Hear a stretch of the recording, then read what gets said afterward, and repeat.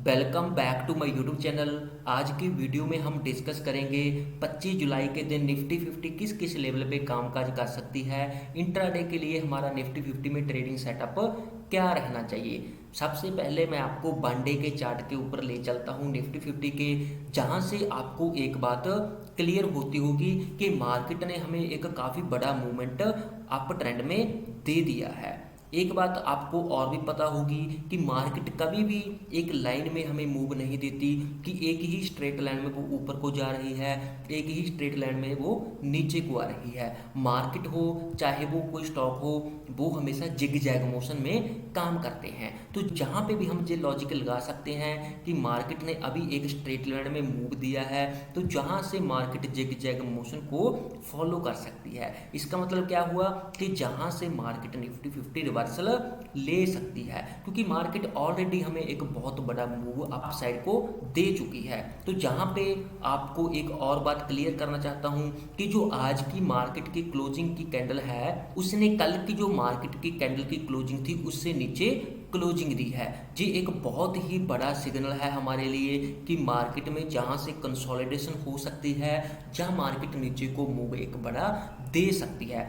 ऐसा नहीं है कल को आपने मार्केट खुलते ही पुट को बाय कर लिया, नहीं। मार्केट को एक दो दिन लग सकते हैं कंसोलिडेट फेस में, उसके बाद मार्केट आपको एक बड़ा मूवमेंट नीचे की तरफ दे सकती है। तो ये तो मैंने आपको चार्ट दिखाया है वन डे का कि आपको ये सिग्नल क्लियर हो जाए, जहाँ पे आपको कैंडल है जो सिग्नल प्रोवाइड कर रही है। दूसरा हम कॉमन सेंस भी लगा सकते हैं कि मार्केट ने हमें स्ट्रेट लाइन में मूव दिया है, अब मार्केट जिग जैग मोशन को फॉलो कर सकती है। अगर मार्केट जिग जैग मोशन को फॉलो करेगी तो मार्केट ऑब्वियस है नीचे को जा सकती है। तो अब मैं आपको ले चलता हूँ 5 मिनट के टाइम फ्रेम पे, वहाँ पे आपको बताता हूँ कल के दिन के लिए आपका ट्रेडिंग सेटअप क्या रहना चाहिए। तो जो सबसे पहले हमारे इंपॉर्टेंट लेवल है वो मैं आपको बता देता हूँ। एक बात और मैं आपको बताना चाहता हूँ कि आपने अभी कॉल के बारे में बहुत कम सोचना है।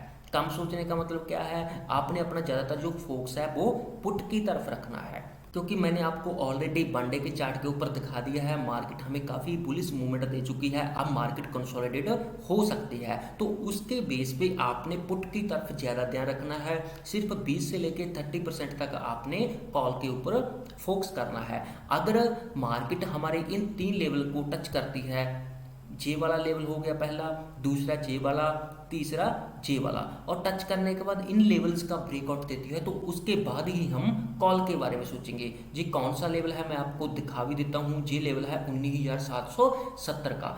अगर मार्केट निफ्टी 50 19,770 के ऊपर जाती है तभी हमने कॉल के बारे में सोचना है, अदरवाइज हमने पुट की तरफ ही अपना फोकस रखना है। तो पहला सिनेरियो कल के लिए क्या बनता है, अगर मार्केट फ्लैट ओपनिंग देती है, फ्लैट ओपनिंग देने के बाद मार्केट जहाँ से कहीं से रिवर्सल लेती है, तो वहाँ पे हमने ट्रेड के बारे में पुट की तरफ सोचना है।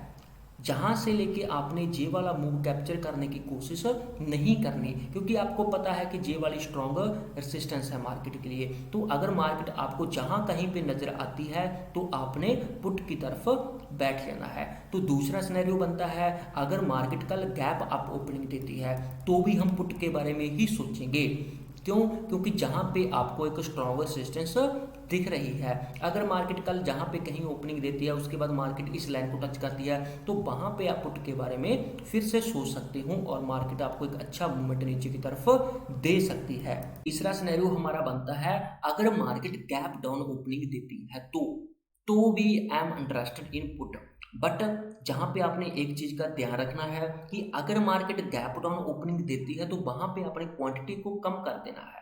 अगर आप 2 लॉट खरीदते हो तो वहाँ पे आपने 1 लॉट खरीदना है, अगर 10 खरीदते हो तो वहाँ पे आपने 5 खरीदने हैं। अगर मार्केट जहाँ पे कहीं गैप डाउन ओपनिंग देती है तो बुलिस का तो मार्केट का चांस है ही नहीं कि मार्केट बुलिस जा सकती है, बहुत कम चांसेस है। तो हम पुट में ही सोचेंगे, पुट में ही बैठेंगे। तो अगर मार्केट गैप डाउन ओपनिंग देती है तो उसके बाद अब आप क्वांटिटी को हाफ करके नीचे की तरफ पुट की तरफ बैठ सकते हो। तो हमने तीनों ही सिनेरियो डिस्कस कर लिए। अगर मार्केट फ्लैट ओपनिंग देती है तो ऊपर को तरफ हल्का सा जाती है, जहां पे आप कहीं पुट के बारे में सोच सकते हो।